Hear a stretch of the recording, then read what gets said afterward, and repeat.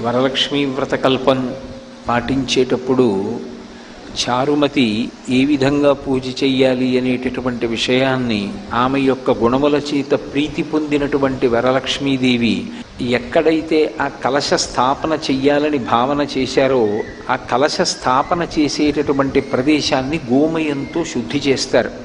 ఎందుచేత అంటే భూమి పవిత్రం కావాలి అంటే దానికి ఏకైక సాధనం ఏది అంటే ఒక్క గోమయంతో మాత్రమే శుద్ధి చెయ్యగలుగుతాం. ప్రపంచంలో 84 లక్షల జీవరాశులున్నాయి అని వేదం చెప్తోంది. 84 లక్షల జీవరాశులలో అన్నిటి యొక్క మలమూత్రములు దుర్వాసనతో కూడుకుని ఉంటాయి. కానీ ఒక్క గోవు యొక్క మలం మాత్రం ఎప్పుడు సువాసనతో కూడుకుని ఉంటుంది. పైగా మనకి ఏదైనా మహోత్కృష్టమైనటువంటి కార్యం చేసేటప్పుడు మనం పంచగవ్య ప్రాసనము అని చేస్తాం. పంచగవ్య ప్రాసన